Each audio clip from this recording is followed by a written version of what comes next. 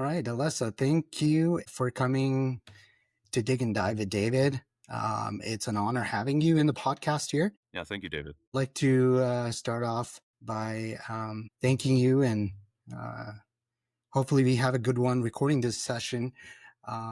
Could you tell me a little bit about yourself, Alessa, and your background? I know a little bit about you, but I'd like to know a little bit more for the audience as well. Yeah, so my current position or my current roles are that I'm a PhD student at the University of Calgary, out of the Religious Studies and Classics department.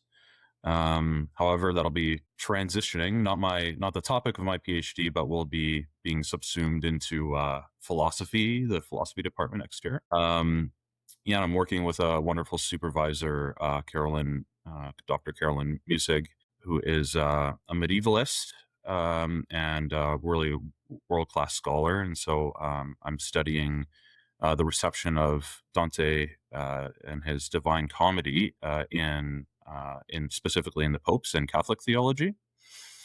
My other role right now is that I work at Grace Presbyterian Church as their youth ministry leader. So a lot of that involves, running youth group and events, but other things such as adult education as well. So have some projects on the go. I work with some churches specifically on things like biblical literacy. So right now I am in the midst of a project that'll be starting this coming Sunday, where for a few sessions we are teaching a bit of an introduction to the Greek New Testament, which is kind of another one of my focuses, specifically something I focused during my Master of Divinity at Ambrose University. I am married, and my wife and I are ready to celebrate our 10-year anniversary. So feels like it just went by in a blink. No kids, but two cats that keep us plenty busy. So wear a few hats, but really enjoying everything. Hey, congratulations on your 10-year anniversary. Could you tell me a little bit more about your current project with Greek students and the study of Greek New Testament? What does that entail? Yeah, absolutely. So this kind of, I'll start with a bit of context, because the current projects, there are two, kind of grew out of, as I alluded to, my time working on my Master of Divinity back at Ambrose, where I met another professor, Dr. Jonathan Lowe, who really helped me kind of engage deeper with the Greek New Testament. So, by the time I had met him, I had already studied Greek for a few years, but he kind of took me to that next level, and just really inspired me in so many ways that I felt like, we should be communicating some of this to the Christian community and to our churches, because, of course, at the time, as a seminary student, I was attending a church, speaking here and there, doing different volunteer type stuff, and I really kind of came to realize that conversations about the biblical languages, specifically Greek and Hebrew, had fallen to the wayside. These were not things that have been brought up very often. When they are, there's kind of a mystified view of them, to begin taking opportunities and projects to demystify these languages and to help people go deeper into their Bibles. So what grew out of that was some kind of seminar style sessions that I now have done with about 4 different churches here in Calgary, where we talk. We kind of take time just to talk about, what is the Greek New Testament, why is it important, conversations around translation, conversations around just the history of the Bible, how the Bible came to be, these types of things. So less language mastery, right?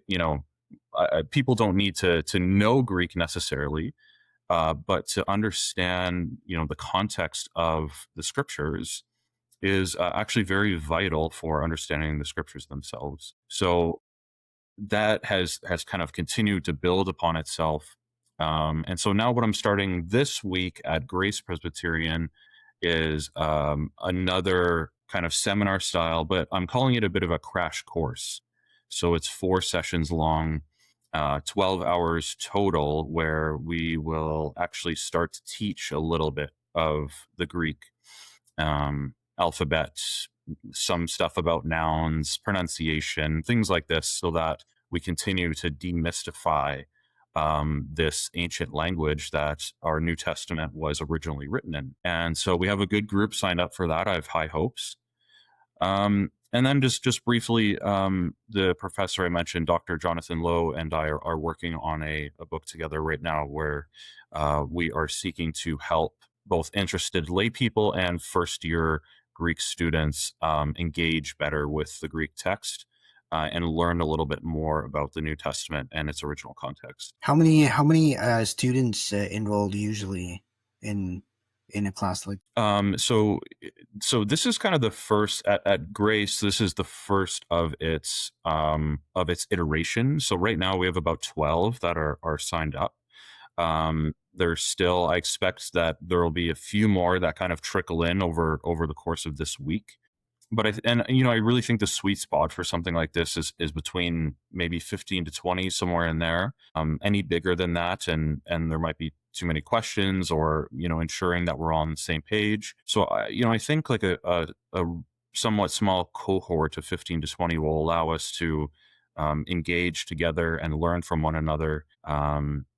Whereas, of course, in a seminary context, you can have anywhere from 5 to 50, depending on the semester and the school. So the feel will be quite different, I think, but I'm really looking forward to it. Right. Right. What are the biggest differences between Christianity, Islam, Hinduism, and Buddhism? Yeah, that's obviously it's a very big question. I would break it down into answering it in two, let's say, categories, or two ways. And The sorry, first, and the follow-up question would be, what surprises students when they study religion academically? How do they approach ah, Jesus? How yes. do they approach Jesus in your class? Yeah. So, okay. Well, let me answer that first, and then we'll get to some of the differences between religions. Both my experience when I was younger and doing my bachelor's degree, and then my seminary degree, uh, and what I've seen in students now, there is a I don't want I don't want to use the word deconstruction, because it maybe brings up a different context than I want to communicate for some people, but I think there is an element of deconstructing what you've brought in. You know, it doesn't mean like questioning your faith or something like that, but it really means I think there's a whole new world that is open up, whether it's history or culture or language or systems of the world. I don't think that any of this can stay the same for you as you study something as ancient and complex and diverse as religion and religious belief. Um, so you might have some that come in who at a place like Ambrose, which is a school of ministry and a seminary, that probably have some type of Christian background, and they're likely bringing in their let's say their upbringing or their denominational context. So maybe a student who comes from a high church, Anglican or Catholic or Orthodox kind of background, may have a very different experience in that way than a student that comes in from a Pentecostal or Alliance or another kind of evangelical type background, because they're already thinking about things like the Bible, salvation, and other theological categories quite differently. And so there's a moment where we kind of come in, I think, as one type of person, and maybe even different types of people than each other. And I think there is usually a coalescing that happens that is pretty cool to see over the course of a semester, especially if you get to see students over the course of a couple years, which there are a few that I've been able to kind of watch that growth. And it's not that you are going to suddenly stop being whatever denomination you are or something like that. But it usually means that you stop seeing things in black and white, if that makes sense. To your other question about the difference between religions, yes, I was want to answer this in, I guess, two different categories. The first you have is a more of a theological category, and then the other I would say is a praxis or one's practice, right? Of course, one or both inform each other. And I don't think you can quite understand any worldview, especially religion, until you dig quite deep into their theology and metaphysics. This is certainly true of Christianity, but let me explain just a little bit further. Some questions that you would have to bring up to begin to understand the difference between religions, especially religions that are more categorically similar, such as the Abrahamic religions. Questions like, what is ultimate reality? How do you know that something is true? Uh, how is humanity restored? These types of big questions, because they lead you down theological and metaphysical through lines that begin to help you understand the context of kind of the entire religion's basis. So, to use Christianity as an example, because that's the religion that you and I are most familiar with. Christianity would answer things like we would have answers like incarnation, atonement, resurrection, um, sin, grace, right? These different kind of theological categories. Now, when I say those words, I have a kind of conceptual understanding of them because of our background, Right. right? We understand how that might play out in our communities, in our places of worship, in our homes. Um, and so this is what I mean between there's kind of the practice on one side, but the theory or the thesis of it on the other. So when I say, for example, that what is ultimate reality? Well, ultimate reality is in a Christian worldview that Jesus Christ has come, has died, has risen, and that changes everything. So ultimately, you can't understand the difference between religions until you ask these questions. But fundamentally, what is the difference between these religions? Well, I guess very like if we just answer about the Abrahamic religions really quick. Of course, Christianity is fundamentally centralized by the person of Jesus Christ, whereas Christians and Jews have some overlapping, and Muslims, by the way, have some overlapping understanding of history, especially from creation up to Abraham, and then there's some divergence there. For Christians and Jews, the Hebrew Bible or the Old Testament, excuse me, is a lot of that overlapping understanding of Scripture. But unlike Christianity, Judaism, of course, doesn't accept the messiahship of Jesus. There's no Trinity in Islam or Judaism, and in fact, the Trinity is probably the biggest differential or sticking point for Jews and Muslims. Other understandings are things like covenant, whereas in Christianity, there's a new covenant that Jesus says, this is the new covenant in my blood.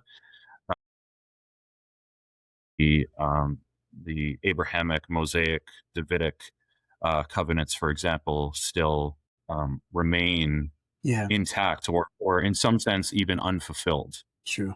Um, Islam is very interesting insofar that if you were to ask a Muslim, they would probably tell you that Jesus is a Muslim, right?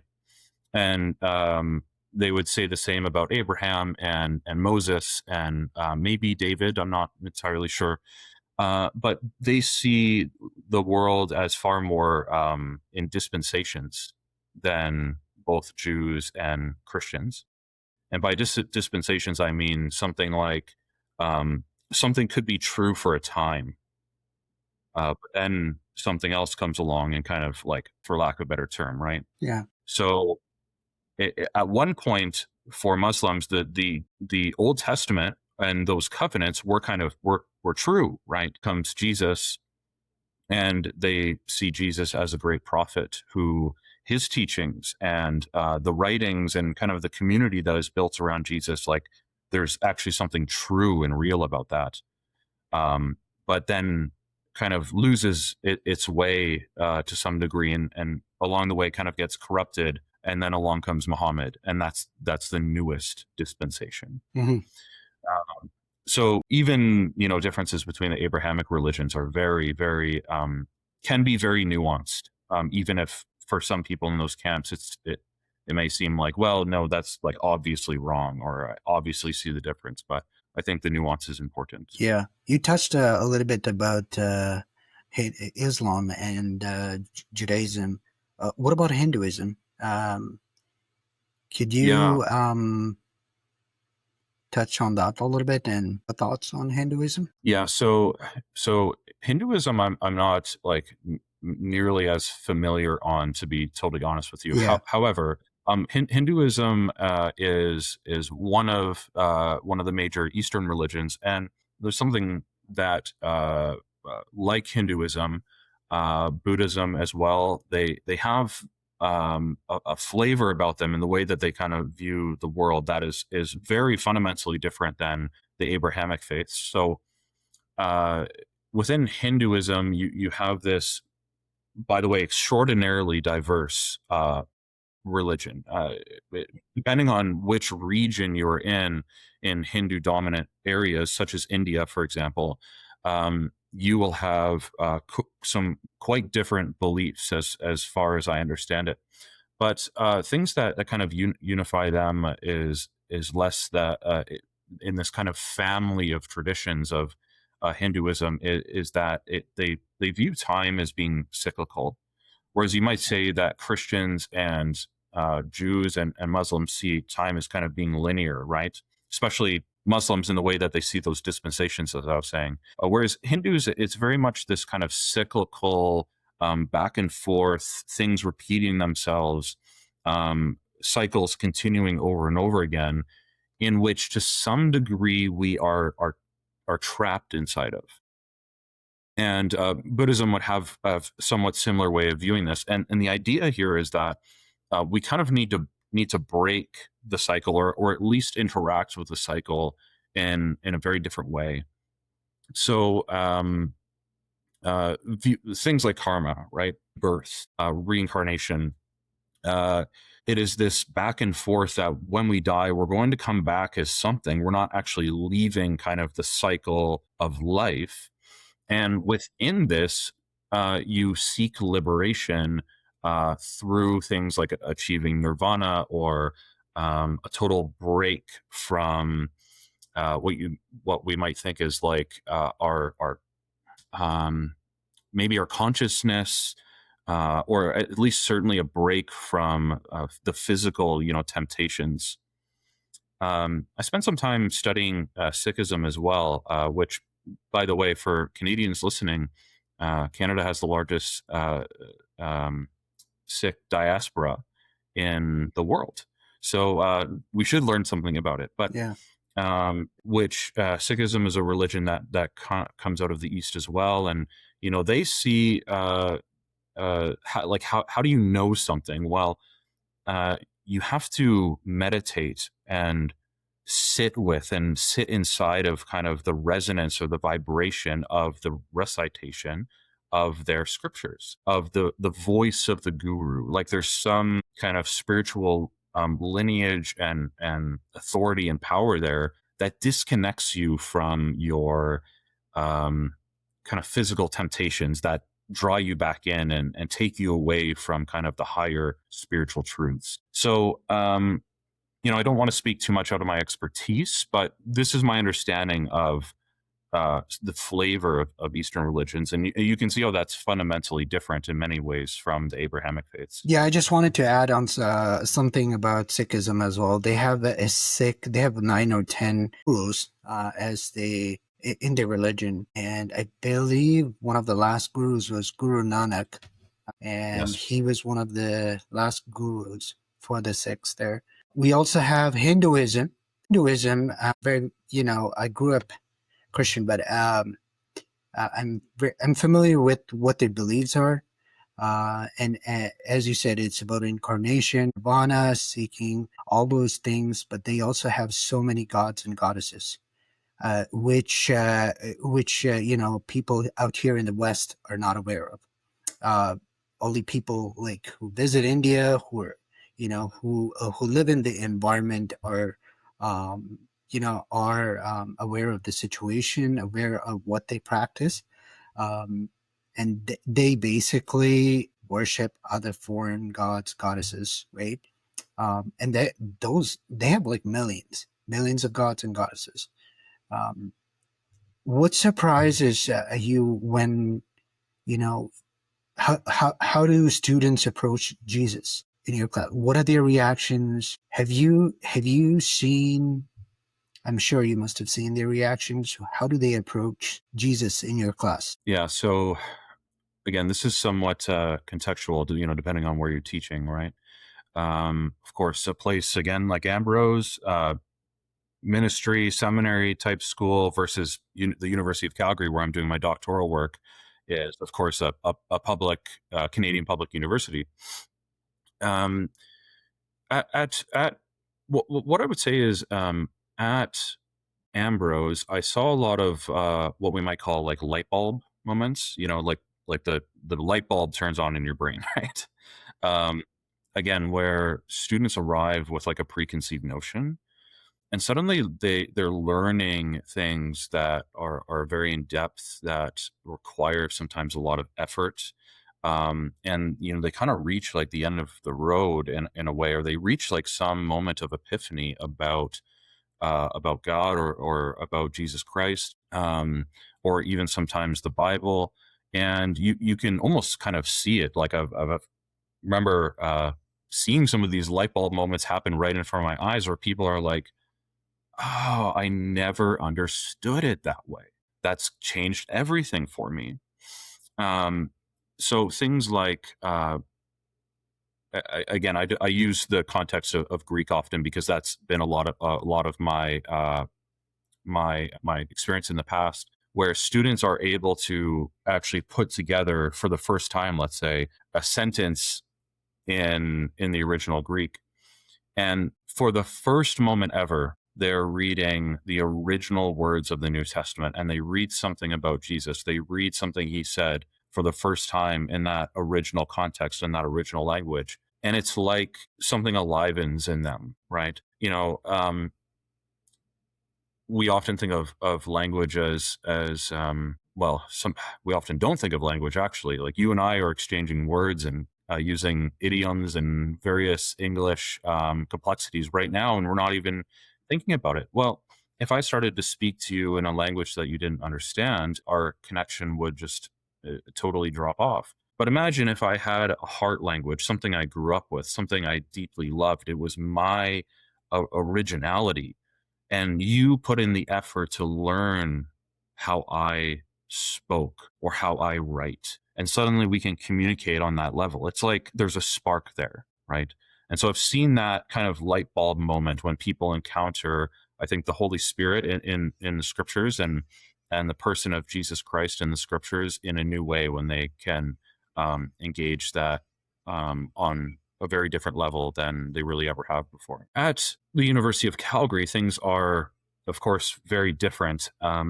And I haven't been in a teaching role at the U of C too much. I've done some TA work, and I've done some kind of lecturing here and there, especially as a doctoral student with some undergrads.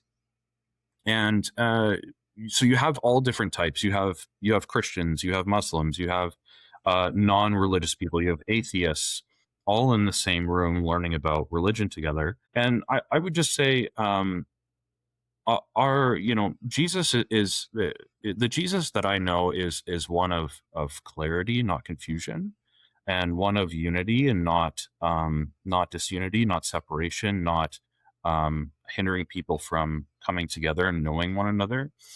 And I really believe that when we're learning about theology, we're learning about Christian communities or the Bible, or we're talking about church history or whatever it may be in these classrooms, there are moments.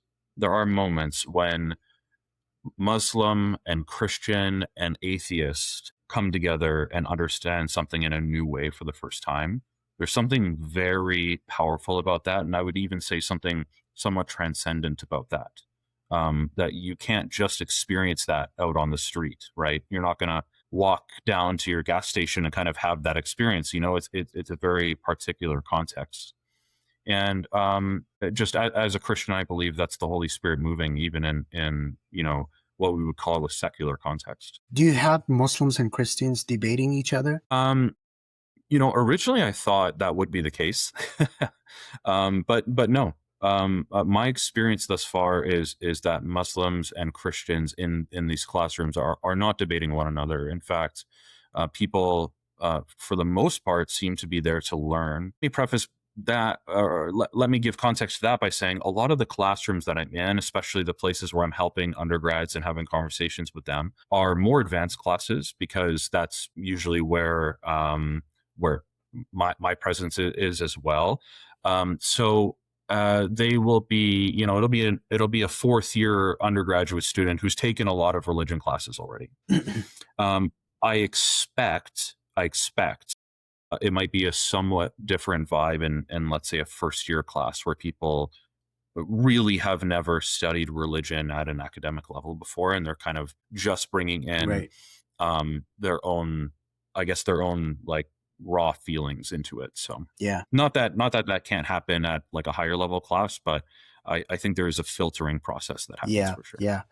No, it'd be interesting. I've never been in a religion class, but it'd be interesting to sit down in one and maybe see people's reactions, their faces, and how they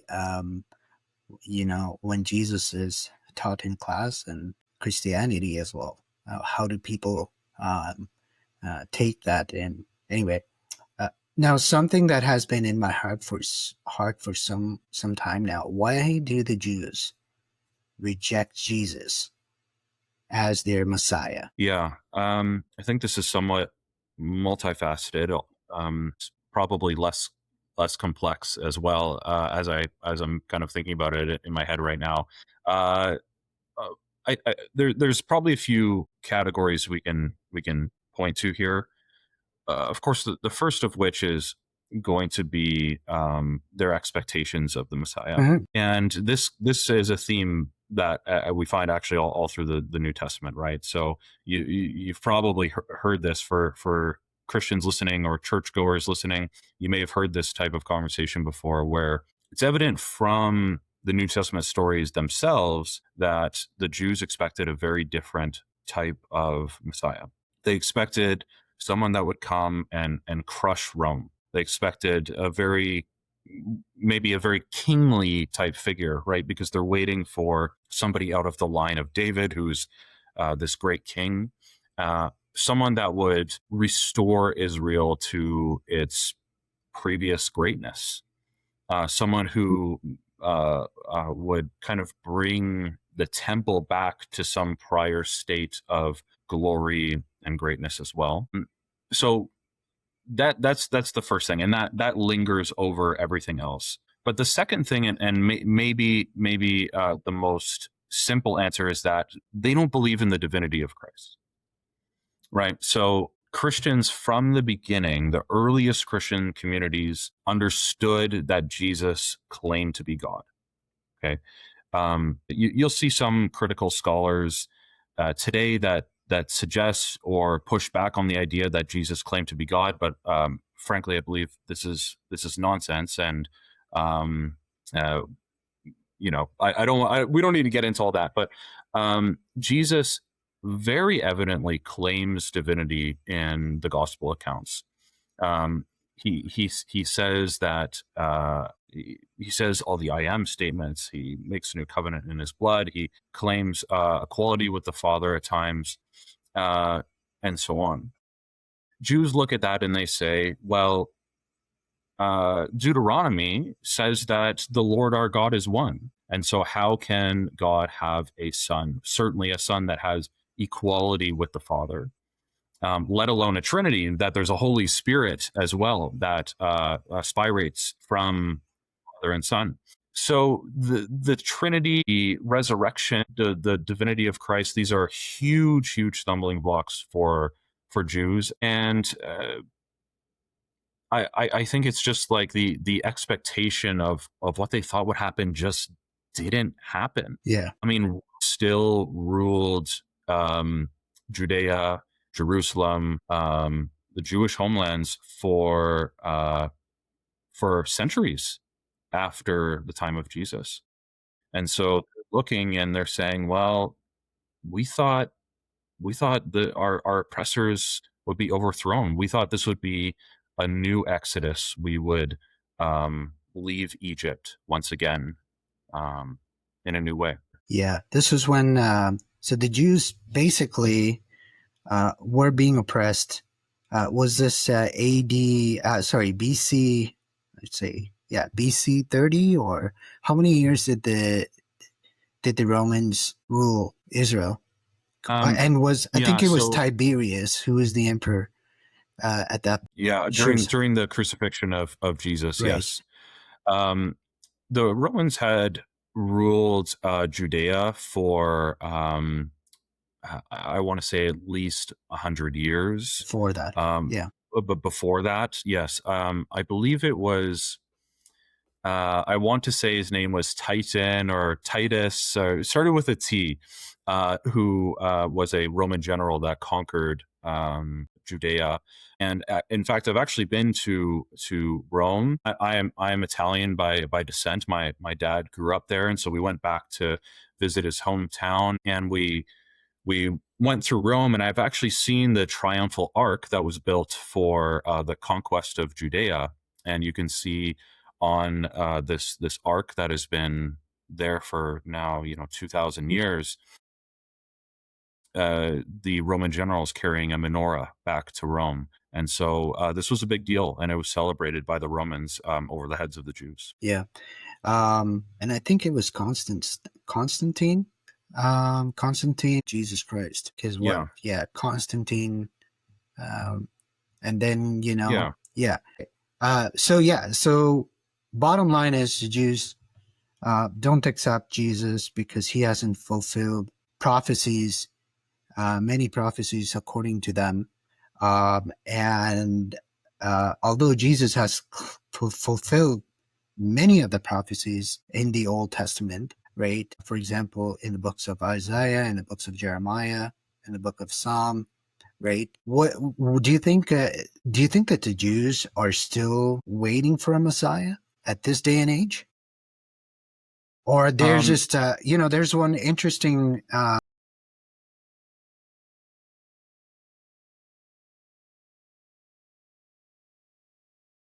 Jewish lady who claimed that they're all messiahs in themselves, right?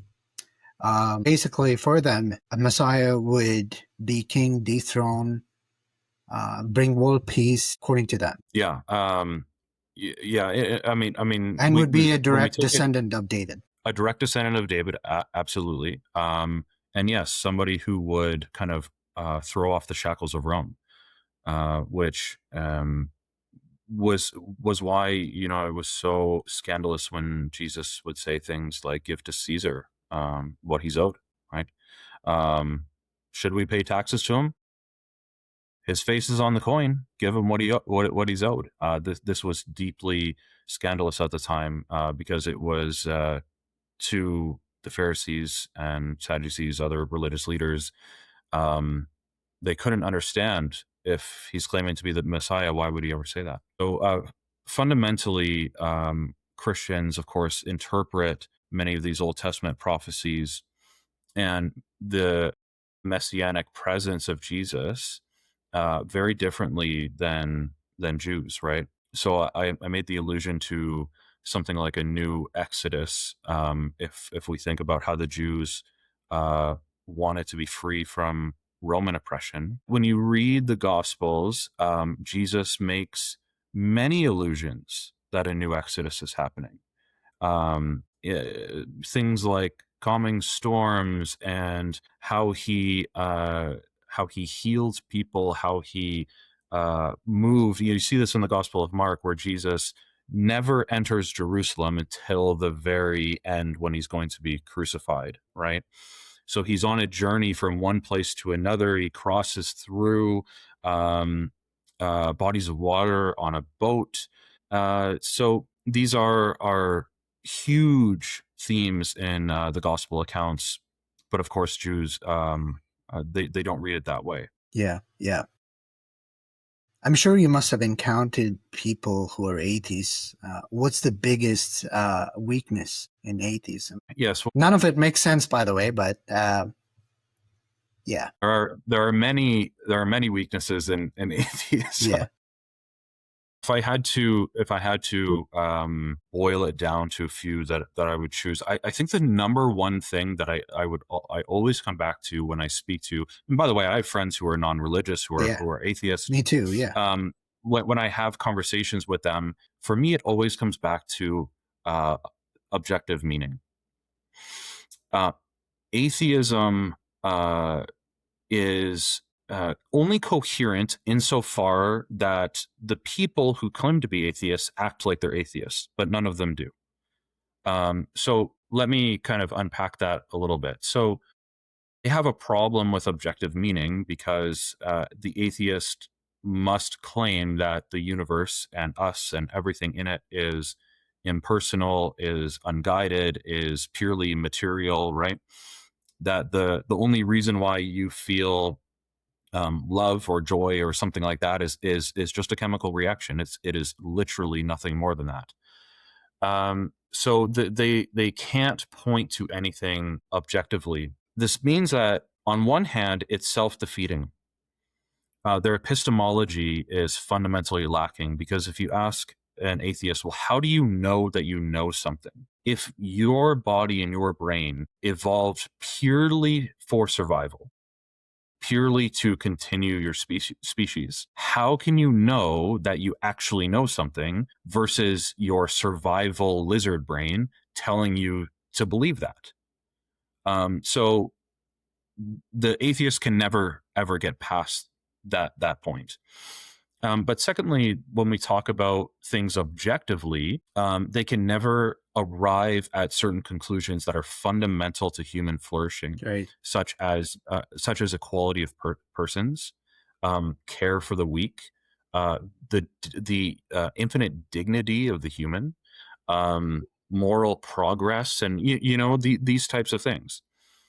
Um, you could ask an atheist, why is murder wrong? And they can only ever arrive at an answer something like, because the government says so, because we've collectively agreed that murder is wrong, right? Because, democracy prevails and the 51% or whatever have said that X thing is wrong or X thing should be illegal. That is the only basis for their morality. So this is a massive, massive weakness, and yet, to come back to my original point, no atheist lives as though that is true, right? Why shouldn't I go to my neighbor's house and beat him up and take his possessions, right? Well, I believe that there is an ordering to the universe that makes that fundamentally evil. The atheists can never come to that conclusion. Um, I think a second thing that I touch on here is there are Christians throughout history have sought to answer atheism, or at least to answer the Christian worldview, as to how do we know God exists, for a really long time. And so we have many giants whose shoulders we get to stand on. And one of my favorites is Thomas Aquinas. And I don't consider myself a Thomist in every facet, but he is a big influence on me. And Thomas Aquinas came up with a few ways. We call it his 5 ways to answer, how do we know from a purely metaphysical reality that God is real?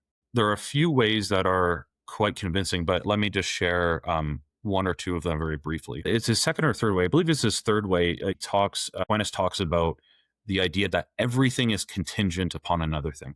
Okay? Everything is contingent upon another thing. So what this means is that things exist, but things don't have to exist, right? We can think about it like us. We exist, but we didn't have to exist, right?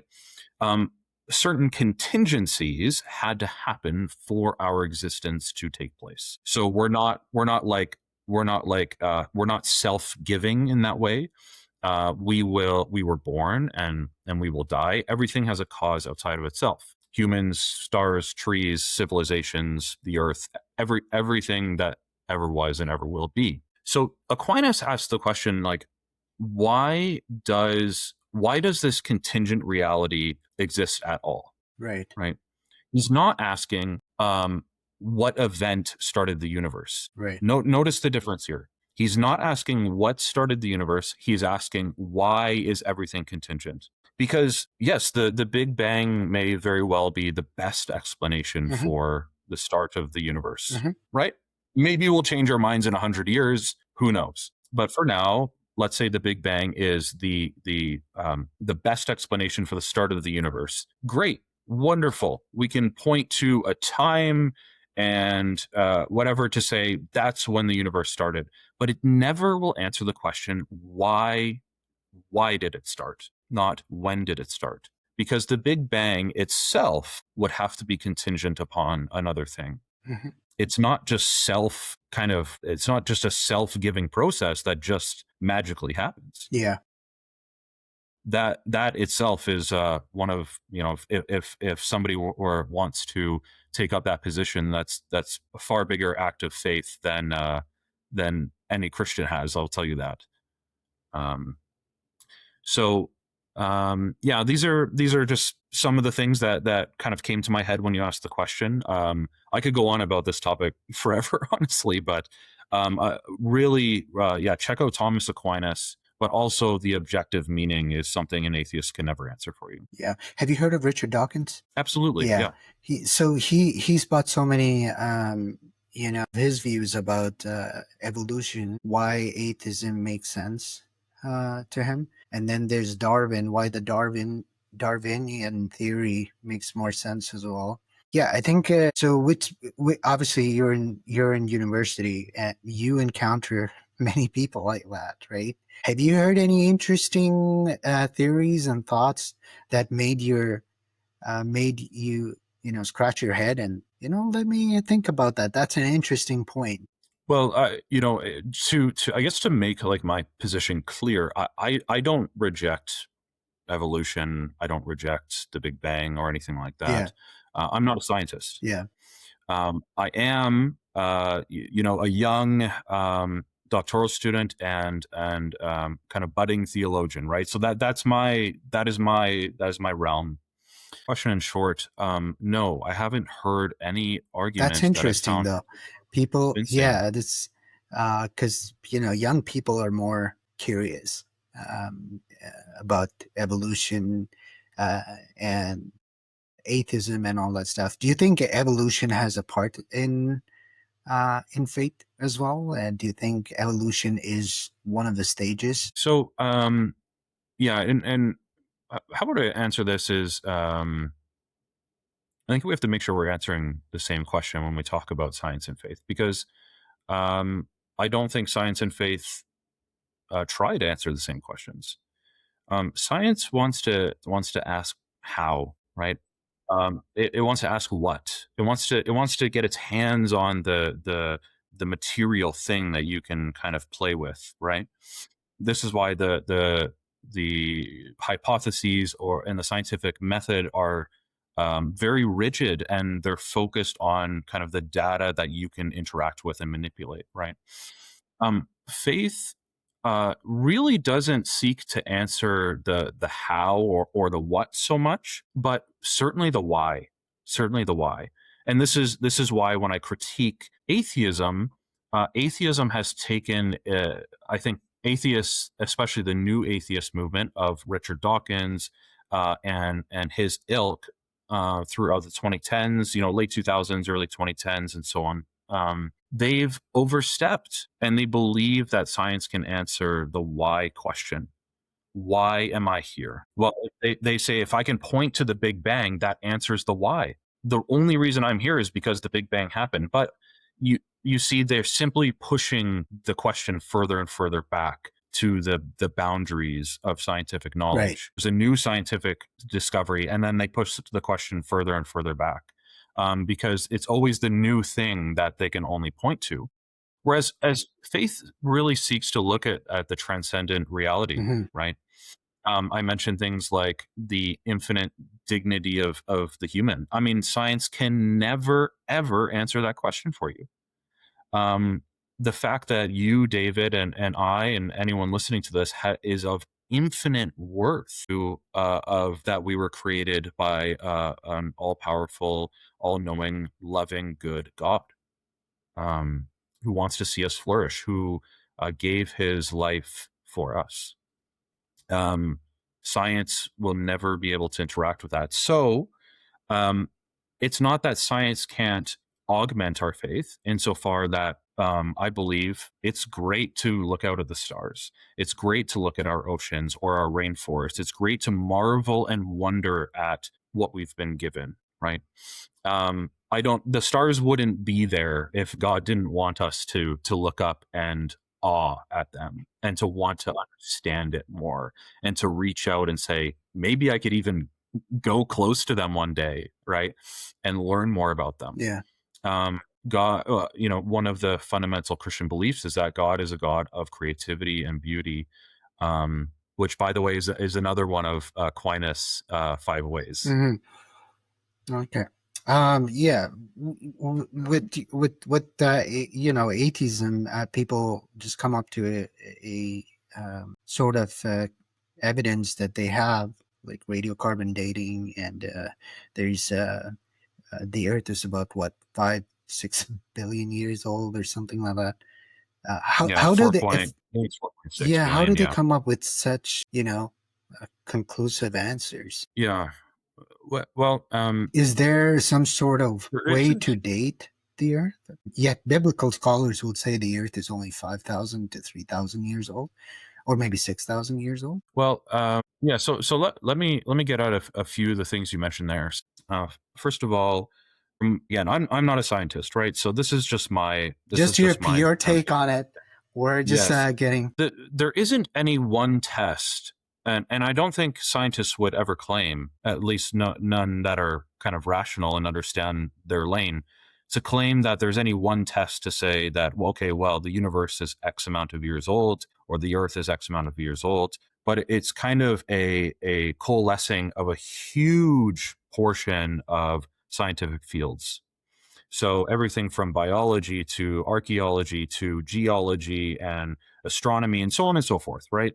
It's like when you kind of put it all together, you get a picture of what all of this what all of this is. So for instance, you may look at yes, fossil records may be one thing you look at, or layers of earth and dirt and sand and rock that have been placed on top of one another. We may look at how things like how light works, how gravity works, time dilation, and so yeah, right. It's all of this that is kind of put together to say this is our best guess or best answer as to the age of the universe Yeah. or the Earth. Yeah. The other thing I want to say is just a slight pushback, David. I don't know that biblical scholars would definitively say or claim that the Earth is 5 or 6 thousand years old. I think that like science, biblical scholarship and theology are quite diverse fields, and so at least in my experience, most theologians and biblical scholars that I work with, engage with, so on and so forth, that I have read, would probably just leave science to the scientists and really hope that the scientists would leave theology and philosophy to us. Hmm. Doesn't always happen. Yeah. Now you come from a Christian background. How has studying religion change your own worldview? It's a really wonderful question. I would say that maybe in some sense it's easier to answer how it hasn't changed my worldview, because I don't think that anything can go unexamined or untouched when you want to do such a, I guess, a deep dive into something as profound and as diverse and as important to human society and history as religion. In fact, to be honest, I don't think there's anything. This is my own bias, by the way, but I don't think there's anything more important to human history than religion. If that's true, then since the beginning, humans have been asking big questions. We haven't always been great at answering them, but they've fundamentally changed who we are. Um, and also, by the way, how we've answered those questions have really impacted human history and real human experiences. One of my favorite one of my favorite theologians. In fact, I would probably just say my favorite theologian is Dietrich Bonhoeffer, who I was originally going to study for my PhD.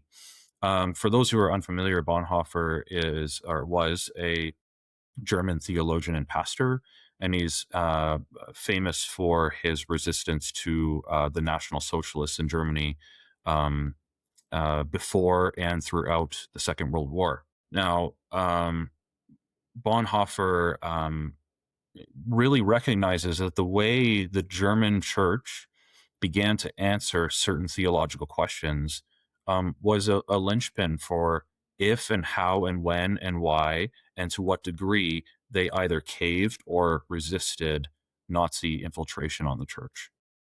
And I really have taken that to heart, honestly. That's like I'm being dead serious when I say that is one of the most profound things that I have come across. Because for me, um, in my studies, I've begun to recognize that it's like we haven't arrived at some magical place where we get to stop asking questions.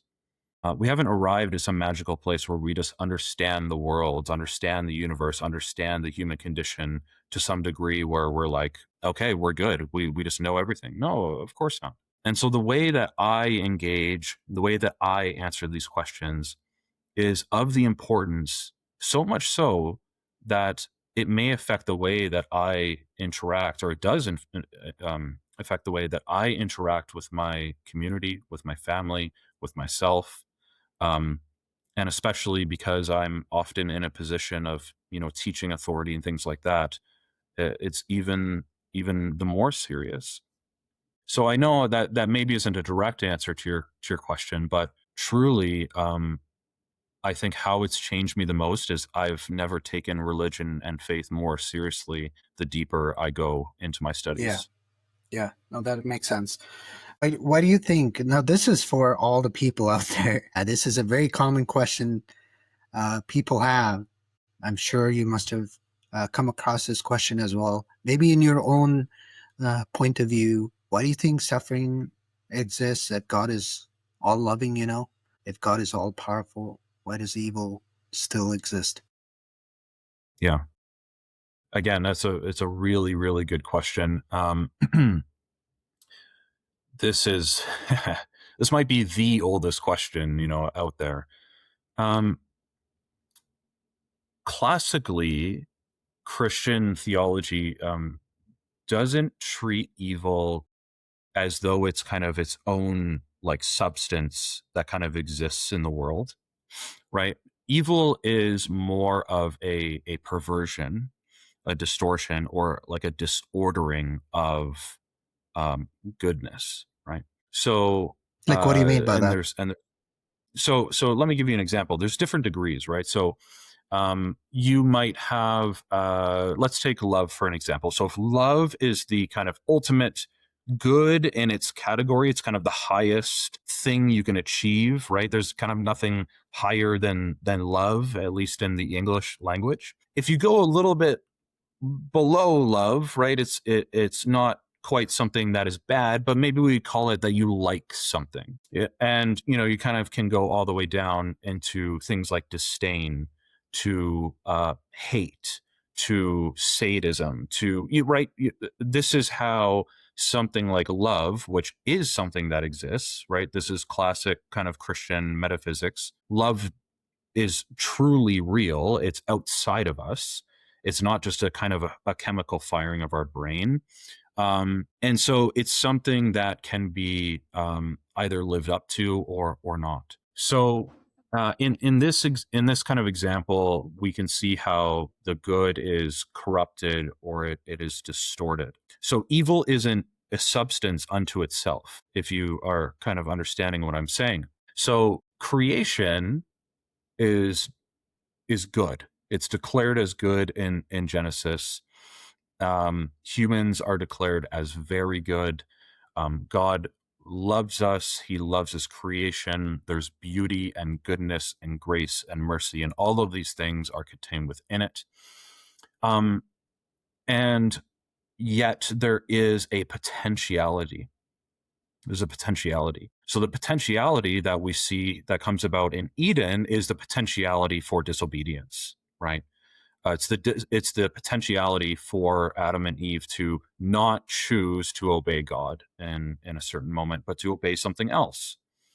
So the serpent in the story doesn't represent kind of this pure substance of evil. Even the serpent has potentiality for good, Right. but it chooses something else. It chooses a distortion of good. And in this instance in the story, it comes out as lie and deceit and luring someone down a wrong path. So we have this potentiality that always exists. Why does potentiality exist? Well, one of my favorite ways to think about this is um, uh, evil. To say that a good God cannot exist because evil exists is to also suggest that evil is worse than redemption, that evil is worse than mercy. So where the potentiality for evil exists, the potentiality for good, and I would argue even higher good exists. So where a family is estranged from each other, there always exists the potentiality for reconciliation, for love, for forgiveness. Evil is not greater than those things. If we go back to Genesis as well, where the potentiality for distortion of good exists, there's the potentiality for goodness to abound. And so the goodness cannot abound in the same way if that potentiality doesn't exist. Otherwise, we're robots. We're robots.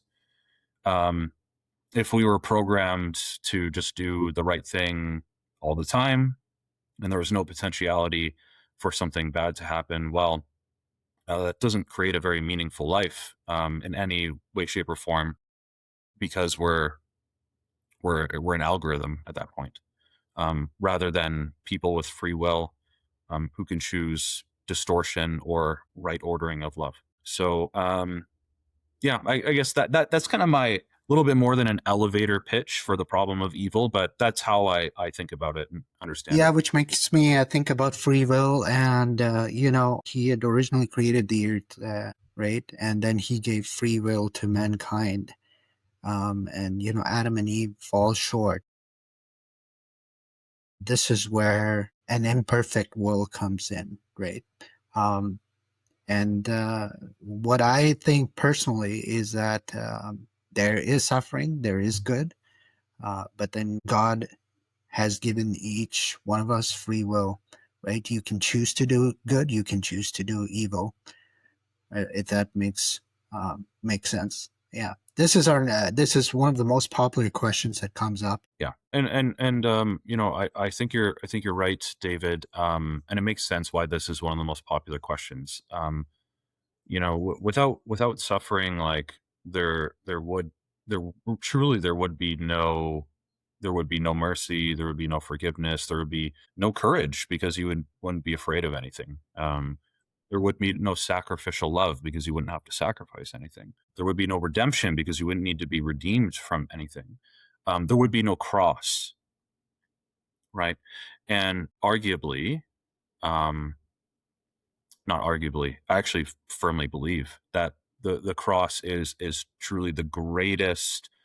Um, it is the highest good that ever was. It is the infinite being giving itself for the finite fallen creation. Yeah, Yeah. it wouldn't exist without any suffering. Yeah. And so, and God invites us into that suffering as well. Yeah. Have you heard of the Book of Enoch? I'm sorry, repeat that. Have you Broke heard up a little. about the Book of Enoch? Yes, Yes. yes, the Book of Enoch. What are your thoughts on the Book of Enoch? Yeah. Have you read it? Yes.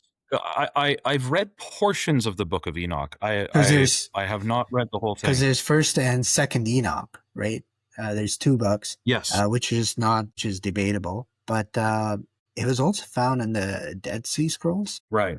Yeah. Yeah. So, yeah, my understanding of the Book of Enoch, it does exist in kind of the apocryphal category, which would be a category that is below Scripture. So most Christians don't see it as something that is inspired, but rather like the Apocrypha is and can be kind of profitable for teaching still. So the Book of Enoch, it's certainly historically influential, especially as you noted, it was found in the Dead Sea Scrolls.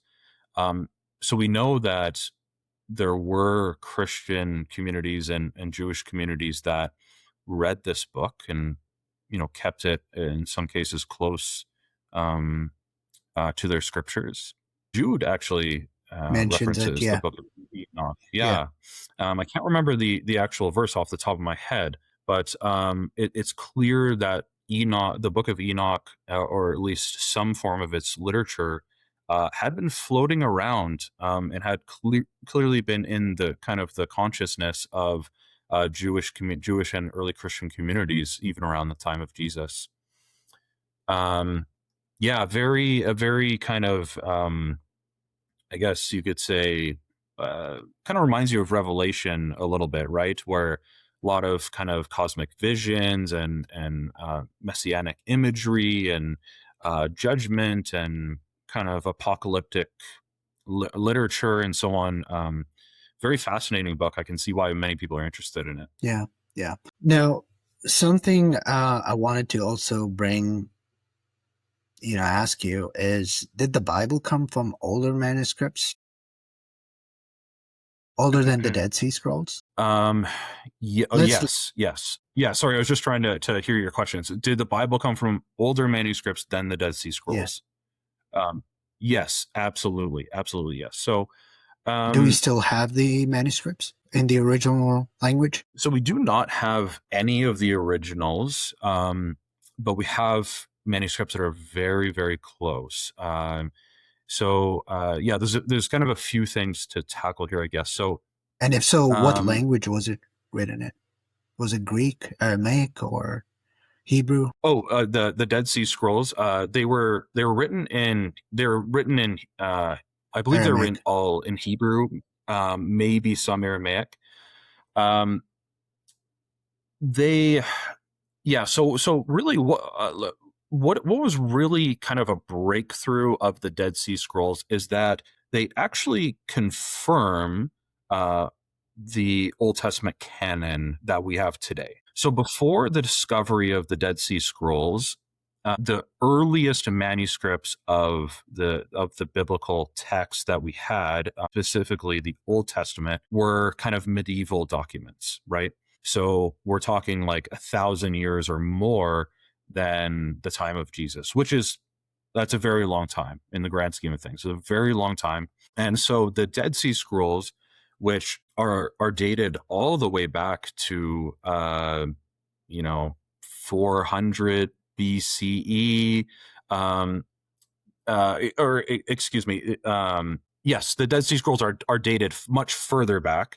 I'm getting the dates in my head mixed up. I apologize. They confirm that there is a continuity then between very, very old Testament manuscripts and this medieval manuscript that we have, and by extension, our modern Bibles, right? So if the canon is the same, all the books are included, at least to a very, very high degree. as, thousands of years prior, and then we kind of have this middle waypoint in the medieval era. It shows us there's this great continuity. To your question about, I guess, how, in a way, how this helps us. So there are differences with the Dead Sea Scrolls and some other manuscripts, but this is very, very common. Yes, there will be some spelling differences, right? Of word, there might be some wording differences. There might be some words that are omitted here and there. We can also see and this is common throughout manuscript traditions, we see like editorial notes, right? Yeah. So that the scribes will kind of add in. But overall, this continuity, this is one of the biggest discoveries, not just in kind of biblical history and biblical scholarship, but in archaeology and in historical studies, maybe the greatest discovery in centuries. So it truly was a breakthrough for us. And what was interesting then is that there, shortly after the discovery of the Dead Sea Scrolls, we've been uncovering tons and tons and tons, on the thousands of biblical manuscripts, both Old Testament and New Testament manuscripts. Now, I am much more well versed in New Testament manuscripts, and there is today we have something like 4,000 or 5,000 Greek manuscripts of the New Testament that range from the first few centuries after Jesus. Okay, after the first few centuries, in its original, then we have in its original format. In its original format. And where are these documents?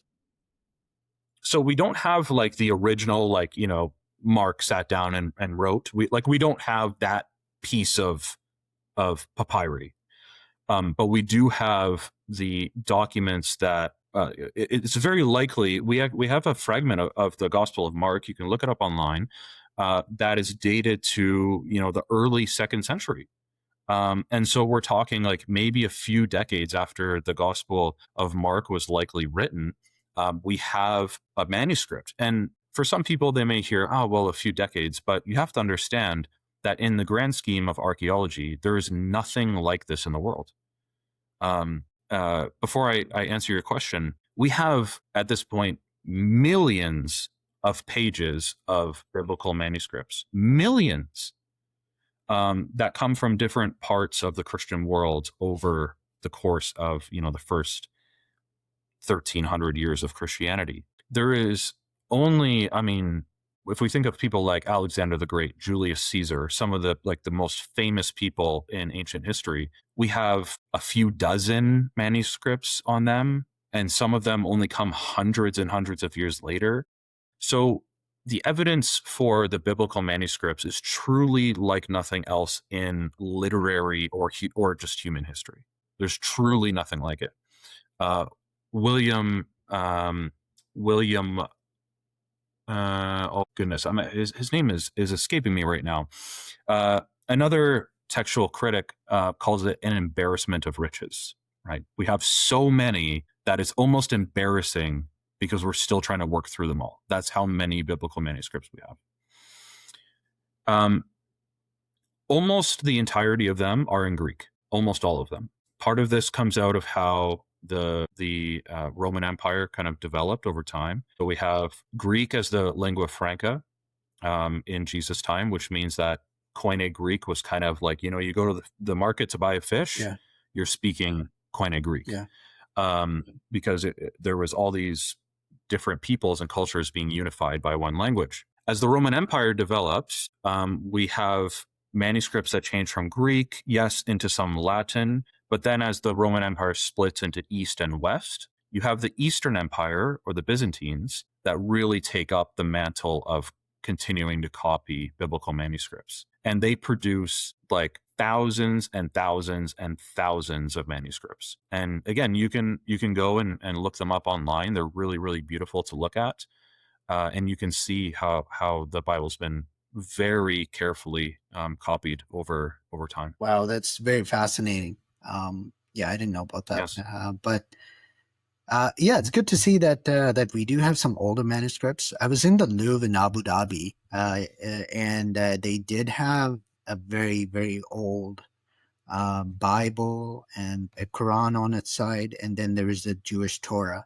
Uh, can't remember how old the Bible was, but um, yeah, it was interesting that they had something like that still preserved. So most of the manuscripts that we have today were written in Greek or Old Greek, as they say, right? Uh, do they still speak the language, the Old Greek language? But no, so Koine, which is biblical Greek, what we might call biblical or New Testament Greek, that is what we would call a dead Okay, language. just That is the language that I've specialized in because that is just the language of the New Testament. okay, However, but modern Greek differs quite a bit. okay, okay. So it's something like Aramaic then. So how Aramaic is almost like a dead language there. Um, Something I wanted to also ask you here, which is very popular. I'm curious about what are your thoughts on the Shroud of Turin? The Shroud of This Turin. is in Oh Italy, boy. in a small town in Italy, Turin, still preserved Yeah. um, in Italy. Yeah. This has fascinated me for a long time. And what are your thoughts of that? So truthfully, I've only recently started learning a little bit more about the Shroud. Um, to be totally honest, when I first heard about it, I was very skeptical. I'm still I skeptical. was and I think that's a very natural reaction, right? When you kind of see the image and you kind of see like this guy's face imprinted on the shroud about it, you're like, okay, maybe, yeah, maybe. Um, there are some claims about the shroud that I found intriguing that I'm actively trying to look into to kind of verify, right?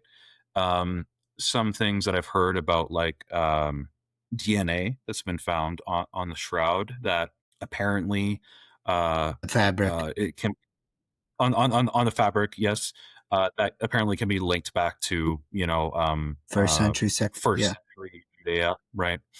Uh, and some of the imprinting as well is very precise, uh, so precise that at least from what I've heard, we don't yet have the technology to be able to imprint in such a way. Require kind of certain laser technology. Whether or not kind of the validity of some of these claims, to be honest with you, I don't know. What I will say is that I treat the Shroud of Turin like I do other relics or other supposed miracles that may come about. I was recently in Mexico, and of course uh, there is great Mexican tradition around things like Marian apparition and whatnot, that convert mass swaths of people to Christianity. And what I would say about those is that if it produces good fruit, then I think why not? Why shouldn't we uh, accept them, or at least kind of tentatively say, I have no reason to disbelieve this. Part of what I'm trying to do is not think like a secular society wants me to think, and that I need to have kind of scientific evidence for everything. I think with things like the Shroud of Turin or other miracles or other relics, faith is a wonderful thing, and for me it's produced good fruit, and I've seen it in other people too where it's encouraged faith, and so I say I'm all for it. so you think that the shroud is the original burial cloth of Jesus, or it could be I think I'm torn. um I'm not ready to say it can't be, um but I don't know if I'm ready to say it for sure is. But I also think that if it encourages faith in people, and if it encourages conversation about Jesus Christ, then I'm all for it. and let's continue to have conversation about it and explore. Interesting. What can wanted to ask you? What can archaeology? And this is one of my favorite topics. I'm into biblical archaeology for some reason. Picked it up 2 years ago, 3 years ago. I read a lot on biblical archaeology. Tell us about the origins of sacred texts. What can archaeology tell us about these sacred texts that we have? Right. Okay. Yeah. So, I mean, some of this is similar to the conversation we were just having The dead, about the yeah, manuscripts. However, uh, I mean, archaeology. I think we have in some cases we have archaeology, but archaeology in a pure sense, where you're kind of out in the sands digging things up. But so often it intersects with other parts of, let's say, biblical scholarship. So, for example, we are archaeologists, or may sometimes not even archaeologists, sometimes by pure happenstance, but it's something like archaeology, where we are still finding biblical manuscripts in places like Egypt. Um, Somewhat recently, manuscripts have been found in ancient trash piles in Egypt, in dig sites and places along the Nile. And so, what I mean by the intersection is that, the archaeologist, or someone, excavating, or even builders that are kind of, they find something, suddenly it intersects with other areas of our yeah, understanding of faith, right? Because it's like, oh wow, well, we've never seen these manuscripts before. It's kind of this new tradition, this new lineage that now we get to explore and use our kind of linguistic prowess in that way to continue to understand our scriptures. Um, I know that there have been maybe similar-ish to the Shroud of Turin, where you may have instances of claimants of things being found in the Red Sea. Let's say like chariot wheel spokes, or sort. To that degree, I'm not incredibly familiar, and so I don't feel as comfortable making claims. But I do know that we are finding things all the time that do point to stories, or traditions within Christianity, or in the Bible, that help us understand those stories more. So, for example, um, we might find. Oh well, we found inscriptions and a stone that is called the Pilate stone, that yeah, confirms that, Pontius yeah, Pilate was a governor, right? So that something like that is a really good example of a great archaeological find that not only helps us understand Roman Judea better, but it helps us, by extension, understand the gospel accounts better, understand maybe Jesus' conversation between himself and Pilate a little bit better, or Pilate's response to the Jewish authorities, and so on, right? It's like, okay, this guy was a governor, um, and we can confirm that, and so it kind of enlivens the text for us a little bit more. So archaeology is a great friend to faith, to theology, but there are many ways in which they intersect, depending on, what is found and where it's found and the veracity of yeah. claims. You always have to go through Yeah. that Have you process. heard of the Nuhu? Have you heard of Nuhu Gemisi? Ark found in the mountains of Ararat. Um, I had I had heard of this. It's not exactly something I've looked very far into. So, to be honest, I wouldn't be able to provide much So analysis this is, there. I think, going to be my next my topic in my next podcast. But anyway, long story short, this is something that was found by Turkish officials in the Durupinar site way back in the 80s. They had found this boat-shaped object in the mountains of Ararat, right, which is still present to this day. Originally, the boat-shaped object was more clearly visible in the mountains of Ararat. But then I think later on there was this volcanic eruption or something like that that made the ark to slip down from the original location. to to where it is right now. And then something happened. There was this American archaeologist, Ron Wyatt. I'm sure you must have heard of Ron Wyatt.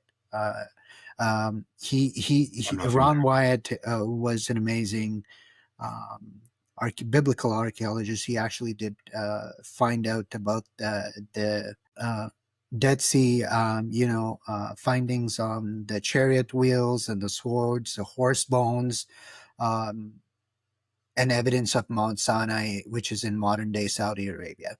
And they call it Jabal. Jabal means mountain in Arabic. Jabal al-Laws, right? The mountain of laws in English, right? Mount Sinai. Anyway, yeah. So this boat-shaped object is still there in the Turkish mountains, and still being studied by scientists, which is really interesting and has, for me, it has, bought a bought a even closer to God, and as these things are real, these things happen. They're also saying that why do we find all these seashells on top of these in on top of Mount Everest and all? They're finding all sorts of things, which actually there a global flood that had happened several thousands of years ago. um, but yeah, they've studied the ark. There's actual timber and wooden trees and all that done right now. Um, and they've come to a conclusion that this is the remains of Noah's Ark. I just want the archaeologists to preserve that as much as they can. And I think it is being preserved, but for sure, I don't know, because it is, it's open. It's just open in a field. There's no housing or anything to save it from, let's say, a volcano erupted again or something like that, right? Yeah, that's well, that sounds fascinating. It's something I may have to look into a bit further. Yeah, and as I said, if these things, for me, if they help encourage faith and encourage conversations about faith, I don't see why not. Yeah, Ron Wyatt had written a book about about the Ark of the Covenant, and also finding Noah's Ark, crossing of the Red Sea, evidence of the Red Sea, and all that stuff. I'd encourage readers, people who are looking into this, to look into that.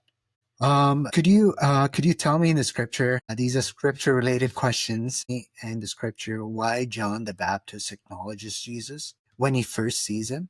And there's a scene when John is with Jesus's disciples. I think it was Andrew or James, either one of those disciples. And he says, "Look, here is the Lamb of God." Jesus just passes away on the other side and says, but later sends his disciples to Jesus. That is to come, or should we wait for someone else? Why does that contradict each other? Did he doubt? Yeah, it's a great question. So, boy, this is why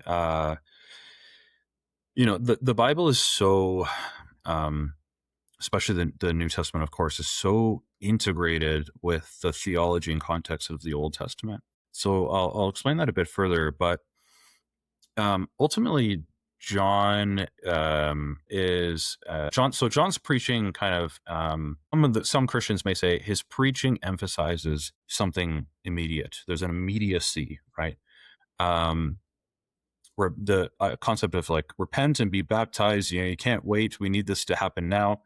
And he's actively baptizing people. There is this idea that the axes are going to be laid to the roots, that chaff is going to be burned with fire, and we can't wait. The kingdom of God is near.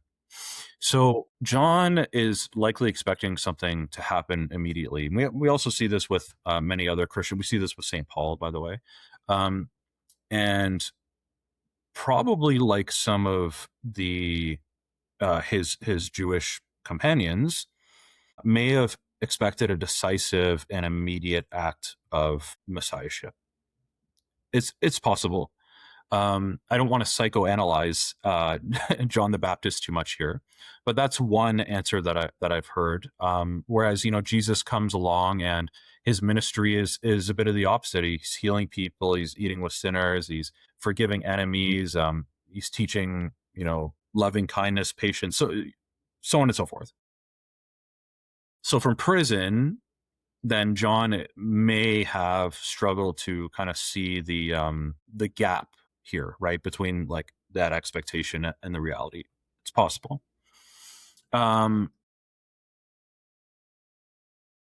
However, John, like this would be more of my view. I don't believe that John was doubting at all. Some of the early church fathers argue that John is not doubting for his own sake, but he may be sending his disciples so that they can see, right? Is this your second? So John, Is this your second theory? The first theory you said was maybe he was waiting for, like others, that's waiting right. for the Messiah. So your second theory is this one. Yeah, that's right. Yeah. The first being, yes, exactly that there is this kind of disconnect between his expectation and what was happening, and being that again, some church fathers argue that he's not arguing, or excuse me, he's not doubting for his own sake, but he wants others to see what he knows, even what he's seen, right? So like John baptizes Jesus, and he hears this voice From heaven. from Yeah. heaven and a spirit descending like a dove, right? So there's kind of this context going on, and then as well that Jesus is responding constantly with messianic signs that John should have been picking up on. So if you go back and you read, especially like Mark's prologue, the Gospel of Mark, the prologue, and then some of the introduction of like who John is and some of the things that he was saying, it's all pointing back to Old Testament prophecies, Isaiah, Malachi, for example, where someone is coming to prepare the way for the Lord, right? And then the Lord is coming, and he's coming back to Zion, and you have to be ready. There's this immediacy about Yeah. it. You can't wait. You have to be ready. There's this air of repentance. The idols are going to be cast down. Also, the many verses in Isaiah, for example, the lame will walk, the deaf will hear, the blind will see, so on and so forth. And the Gospel of Mark reintroduces, I should say, this concept to us in its prologue. And then immediately we're introduced to John the Baptist preparing the way. And then the Lord is Jesus, right? Who is returning to Zion, returning to his people, and fulfilling a lot of what Isaiah had to say about healings and a journey and God's Spirit returning back to Zion, which is to say to the temple.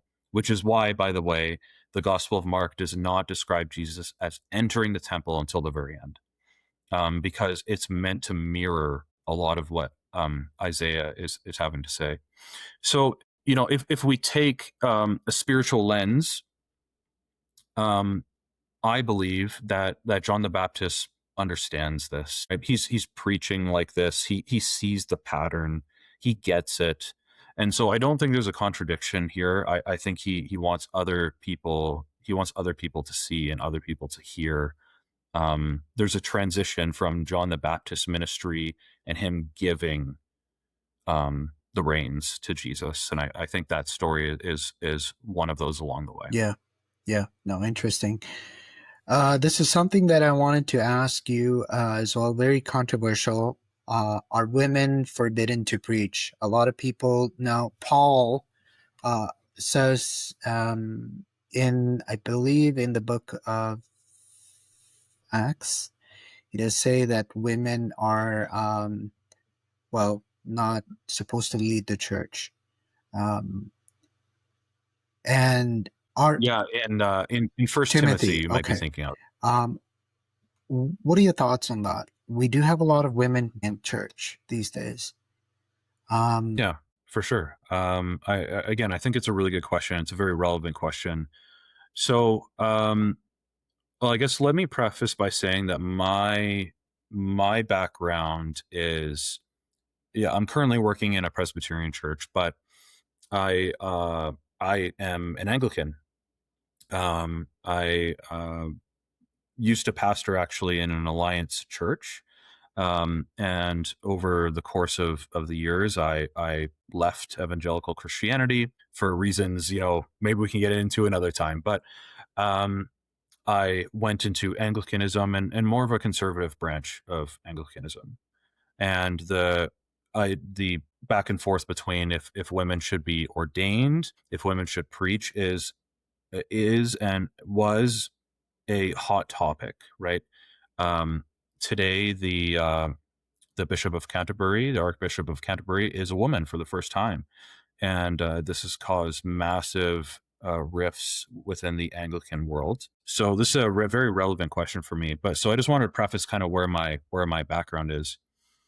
Um, so there's kind of two sides of the coin here, right? You kind of have the complementarian view, which a complementarian view would be the argument that men and women are equal in dignity, but they have different roles. They have different ecclesial roles, and at times, depending on the context, roles in society, roles in the household, things like that.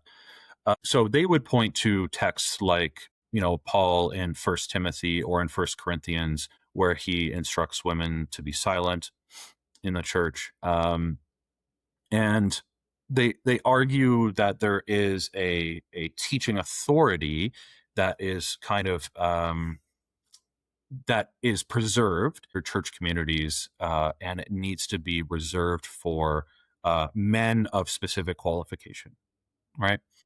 So uh, you'll see this in conservative Anglicans and in some Reformed traditions, in Roman Catholicism, and in many Orthodox, or maybe all Orthodox communities. On the other side, you kind of have the egalitarian view, right, which is the opposite, where women are equal in dignity, but also equal in this sense of ecclesial authority, right? And they would point to like women prophets in scripture. They would point to people like Phoebe or Junia, Priscilla, right? Some of these figures that come up in the New Testament that are helping Paul, that might even be deacons. They would certainly argue were deacons, or maybe even like pastors of communities. Where I stand is more on the complementarian side. And let me explain why I stand on more of the complementarian side. The perspective of church fathers and classical Christian metaphysics, the debate over women preaching is not about their capability or their dignity, or if a woman can be smart enough. Like that is not in the conversation at all. That has nothing to do with this. Rather, it is tied to symbol. It is tied to metaphysic. It is tied to what does a man represent and what does a woman represent. Okay. And men and women represent fundamentally different things. That's why it's beautiful when we come together, actually, because it's kind of like two halves making a whole picture of creation. So you have things like creation, embodiment, symbolism, sacramentality, ecclesiology, the relationship between Christ and the church. All of these are important theological realities, and we represent them in our own bodies. We represent them in how the church worships, right? So it's much more than, can a woman speak publicly, or can a woman do they have the same capabilities of a man? Of course they do, but that doesn't mean that we occupy the same roles. In fact, there are things that I cannot do, even physically impossible for me to do, such as bear a child, that my wife can do, right? And for some reason, maybe you blame secularism, maybe you blame kind of waves of feminism or whatever it may be. You can point figures everywhere, but for some reason, things like motherhood have been severely devalued over, being a priest. And I just don't think that should be the case at all. Yeah. So your point of view is a complementarian view, which says women should not preach. Yes. So in my view, women should not preach um, uh, for that metaphysical theological reason. Yeah. Yeah. Okay.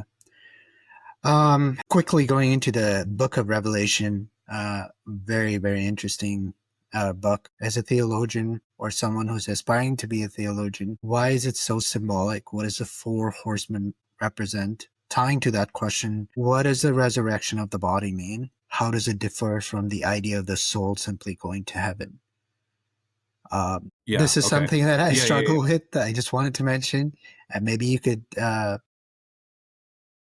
touch some of your Um, yeah. So of course the Book of Revelation, very symbolic, very imagery laden. Um, uh, the four horsemen are no different. So they appear in Revelation six. Yes. 6. I believe it's Revelation 6. And yeah, the four horsemen, they kind of like represent different parts of these forces that are kind of being unleashed upon the world during the end times, right? So the white horse is conquest. The red horse is war. The black horse is famine, and the what's the last one? The The pale pale horse. horse, Yeah. or yes, is pestilence. So yeah, and they are not now. What's important here is that I think this has to be brought up anytime you talk about the Book of Revelation. They're not meant to be like these future kind of symbols, right? These things that you have to be kind of looking at your window with a telescope and waiting for them to appear. Um, the Book of Revelation is very much written for the people at the time, and is very much seen as, especially the Roman Empire, is like the big bad guy in the Book of Revelation, right? The big bad guy who's kind of the dragon consuming the world in many ways. And the four horsemen are meant to be these forces that Rome is unleashing upon the world. Okay. Um, we have to also keep in mind that like Christians immediately um, under Rome start to suffer persecution. They are seen as they're seen as cannibals. They're seen as atheists, which is funny to think of. And they're seen as like this weird fringe culty group that at best is encouraging people not to worship the gods and the emperor. Okay, and so things like the horsemen are being used as forces and tools unleashed upon the world for great evil, distorting all the great goods of the world in order to kind of force people to bend the knee. That's my kind of base understanding, anyway. With regards to current events, sorry. Did you touch on the resurrection of body and how does it differ? Oh, no, I didn't. Yeah, yeah. Yeah, this is really good too, actually. And by the way, before I get into it, N.T. Wright, for those listening, N.T. Wright is a really great theologian for this exact conversation on resurrection versus going to heaven. His book, Surprised by Hope, is one I couldn't recommend more.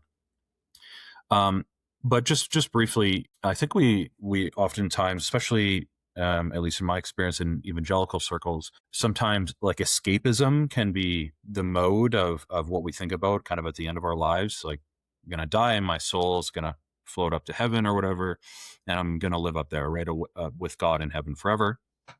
But this isn't really the picture of redemption or resurrection in the Bible. So really, resurrection is the focus here, right? So the Christian hope is bodily resurrection. So just like Jesus.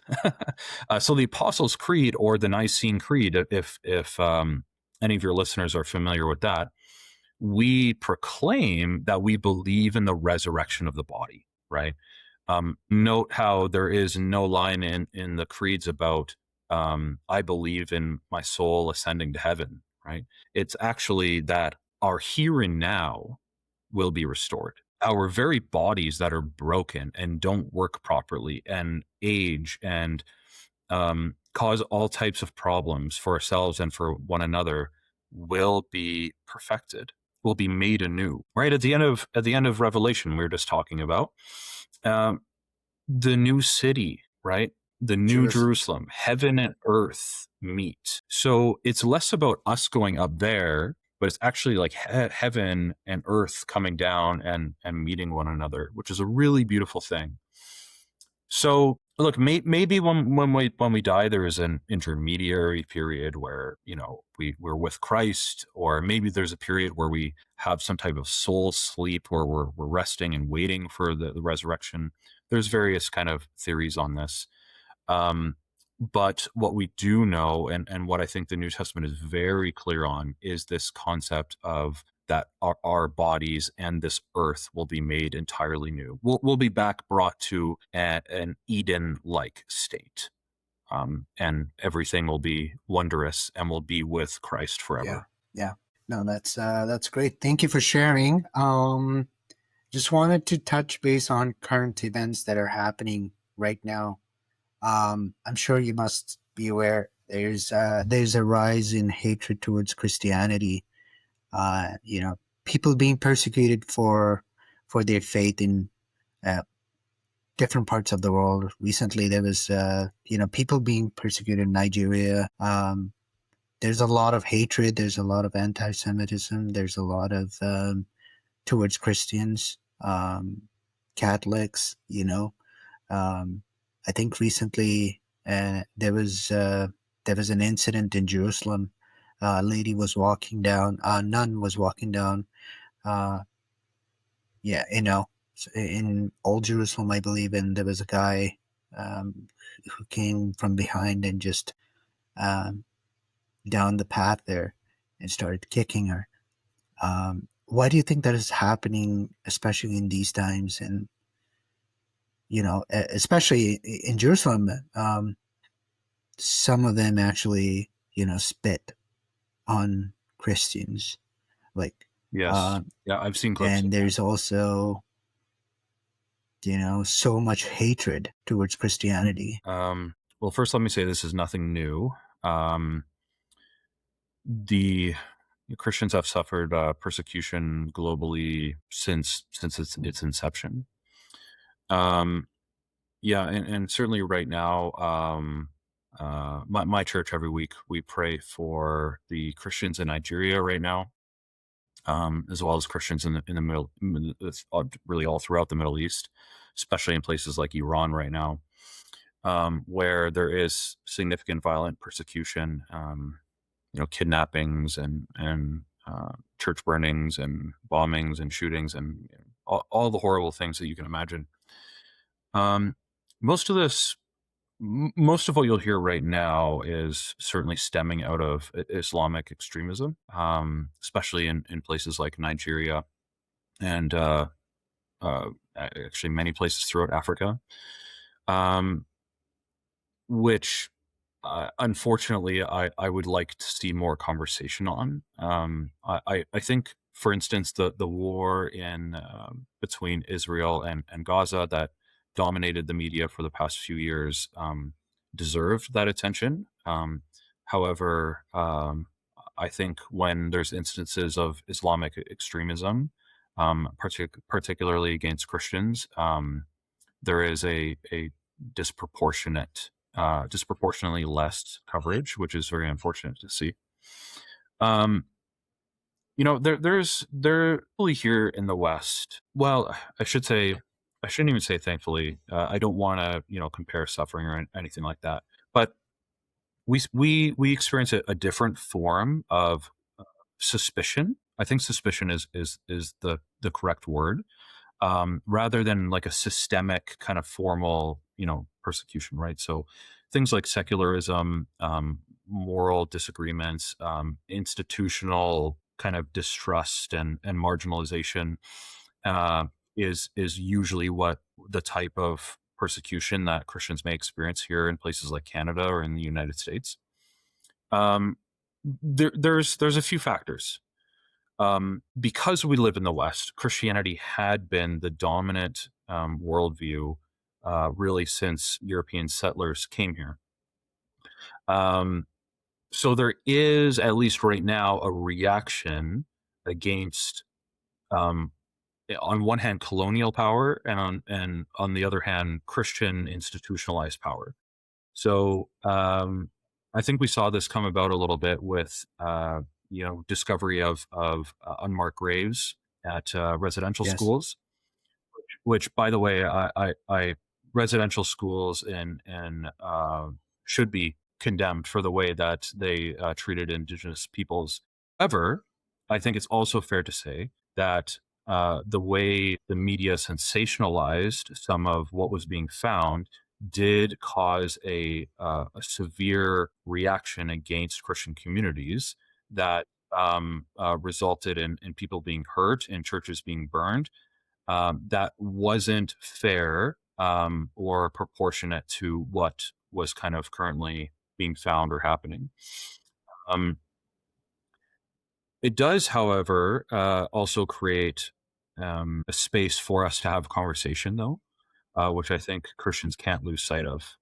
Um, if I were to give you a very brief example, the church I currently work at, Grace Presbyterian, had red paint splattered across its door to represent blood from somebody, some vandal, and the church decided to leave up that red paint to show that we wanted to have conversation, to show that we didn't want to be like some church communities in the past that did do things that were discriminatory and harmful to marginalized populations. Um, and I think there's an element of us being vigilant and being aware of how the culture thinks about us and talks about us. But I think there's also an element of us trying to maintain grace and an open hand, an open heart to conversation and reconciliation, because I see that modeled in the Sermon on the Mount. Um, and if someone wants to strike our other cheek, then I say we let them. Yeah. Yeah. It is a sad reality, but if they persecuted him, right? So we Yes, um, and yes. he did. Jesus did mention that they will persecute you um, in these times. So yeah, it's a sad reality, the sad world we live in right now. People being persecuted. People hate towards each other. The love of many is getting cold, right? Um, but yeah, um, spiritual warfare are angels and demons fighting each other right now as we speak. Yeah, that's a very fun question in many ways. So traditionally, again, eh, if you listen to me talk, I sound like a broken record because I'm always going back to church fathers and earlier Christian beliefs. But um, Christian theology, traditionally speaking, would answer your question to say that yes, spiritual warfare does involve some level of like real conflict, um, but it's probably not like in the way that we might conceptualize like a sword battle or something like that, right? Um, it's not going to be in some simplistic kind of cinematic sense, like a horror movie. I think Hollywood has really distorted the way that we understand it and think about things like spirits and ghosts and angels and demons and so on and so forth. Um, Scripture is clear that angels are real, demons are real. There's spiritual rebellion. There's good spiritual forces and evil spiritual forces. Um, and the New Testament, like Paul, right? He writes that our battle is not against flesh and blood, um, alluding to the idea that really there's kind of a greater spiritual reality going on. Um, the like church fathers, some of the church fathers would understand demons as being kind of like these beings that are opposed to God, that are spiritual, fallen spiritual kind of intelligences, as opposed to things that kind of have like a body that can kind of like manipulate objects and interact with the world. Um, so I think that's more of a way to Yeah. understand it. I think there's more of a you could say an influence that they may try to enact on the world. And in the same way, uh, angels are normally messengers in the New Testament, or excuse me, in the whole Bible itself. Word for angel is angelos, which also means messenger. And so this is often how they're portrayed, but how they may interact with other spiritual forces, I'm not entirely sure. Um, so yeah, a lot of it is, I'm sure I'll, the day I die, I'm sure I'll learn a whole lot more than I know Yeah, now. for sure. I just wanted to ask you as well, what happens to people who have died and never heard the gospel, or Ah, yeah, never heard of right. Jesus, never heard of Christianity, never got a chance? What happens to those people? Uh, yeah, I imagine this is a very popular question that you get as well. Um, so to people, again, there are a few ways to think about this. So you kind of have more of an exclusivist type view, which would say that um, if salvation comes explicitly through Christ, so I should say explicitly through Christ, that is received in faith. Okay. And now there may be different ways that we define faith is a belief in something, an assent to something, maybe an agreement to a proposition. Um, then it would stand to reason that people that don't do that um, would not be saved, right?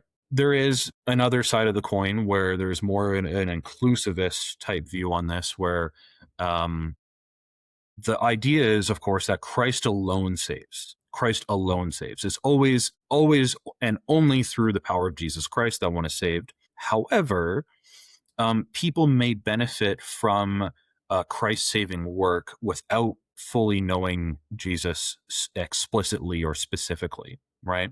So you can see writers like I believe C.S. Lewis explores this concept as well, um, and some may hold to kind of this hope that if God is just and God is merciful, then it doesn't make any sense that he would have someone born on a remote island that has not been contacted by modern contemporary civilization and has absolutely zero chance of hearing the gospel in any way, shape, or form, that person would be condemned to hell.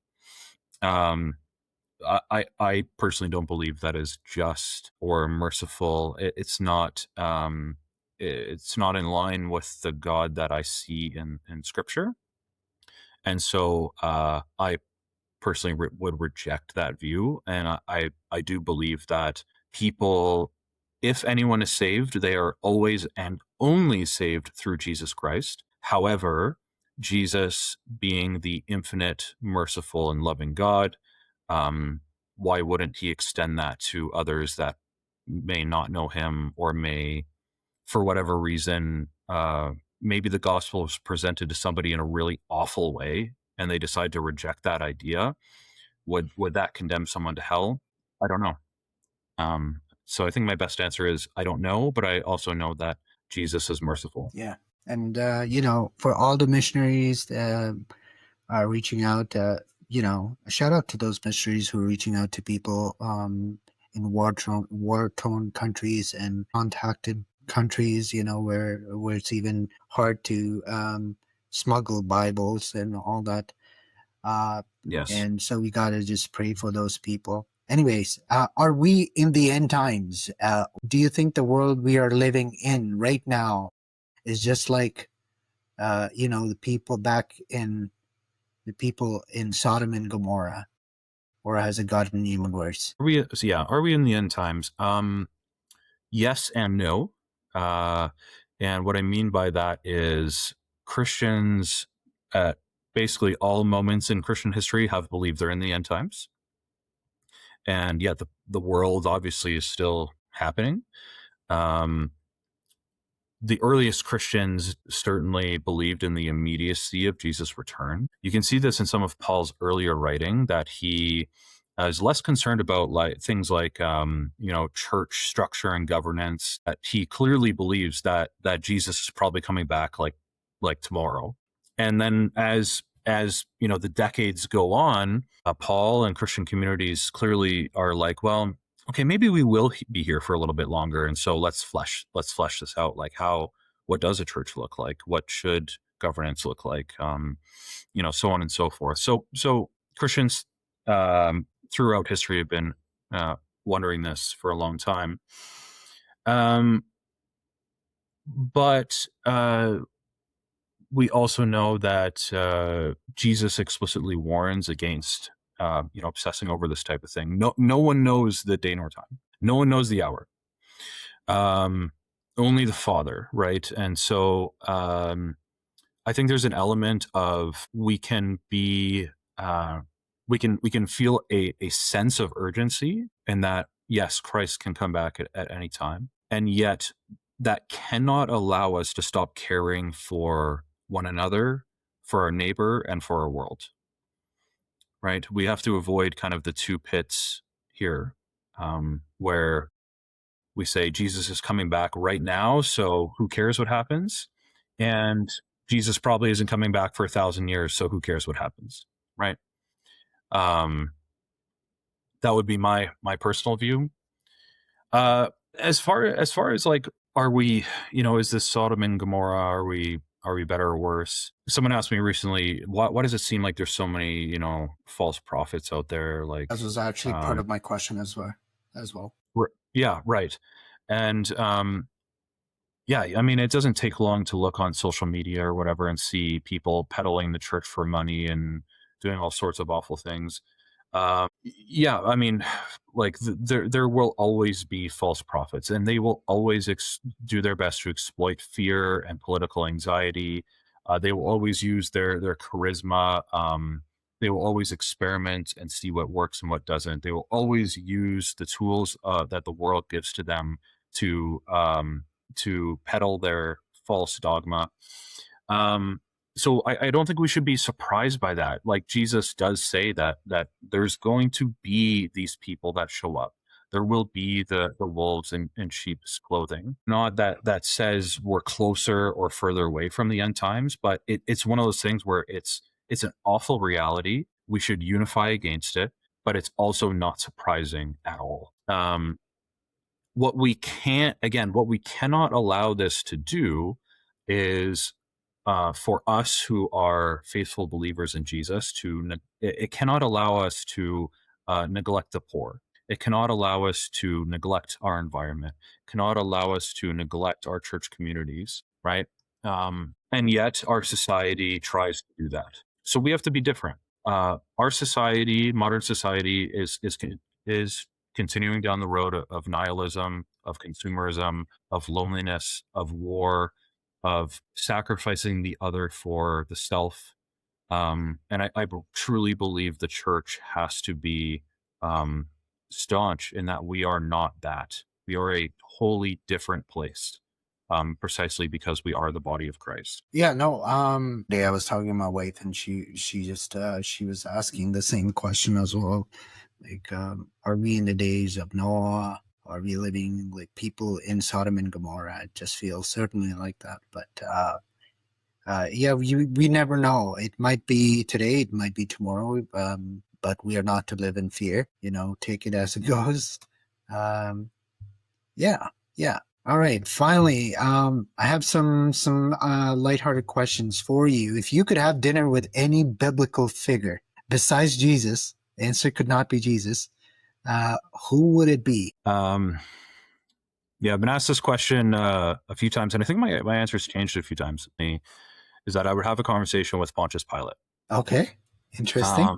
Yeah, and I think why I find Pilate so interesting is that his the gospel accounts portray him as a very conflicted man. He's trying to maneuver politically, for sure. He's trying to kind of keep the peace and, be a good governor.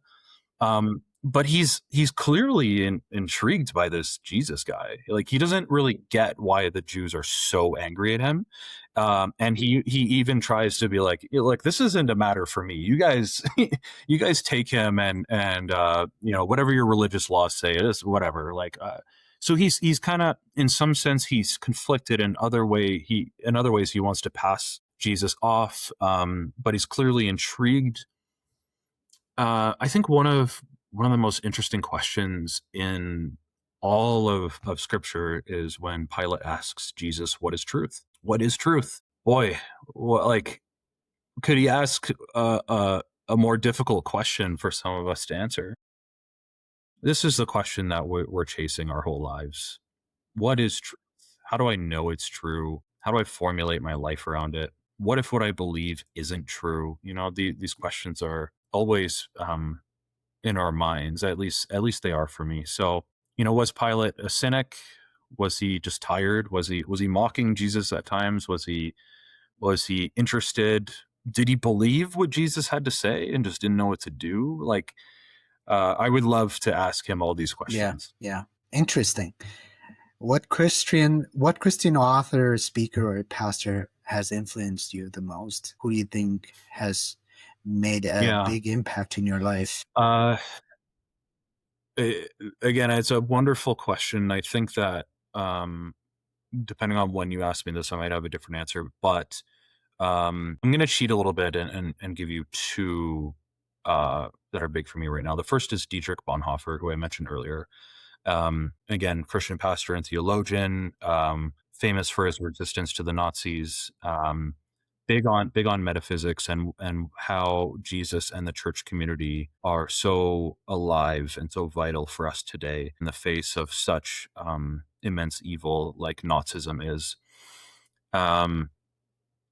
He wrote a book. He wrote many books, but he wrote a book called Discipleship, where he kind of talks about this concept of costly grace versus cheap grace. And the idea is that grace kind of like requires something of you. Not that you need to work to, achieve salvation or something. What he means is that it's cheap grace if I expect forgiveness without repentance, right? It's cheap grace if I expect, someone to reconcile to me without saying sorry or without making things right. It's also cheap to say I'm your friend or I love you without sacrificing myself for you. And when you do those things, right, grace becomes alive in a way that many of us rarely experience. This is why Jesus says there's no greater love than to lay down your life for a friend or for another. And this is why it's so profound for us what Jesus did on the cross. Yeah, these are some things that Bonhoeffer talks about. Big fan of him. The other one is Dante. I'm doing my PhD on Dante, and the Divine Comedy's got to be one of the greatest, if for sure in European. Like, you kind of have Shakespeare and then you have Dante. These are the two like big literary giants here in the West. Dante always exists just beneath the surface for us here in North America.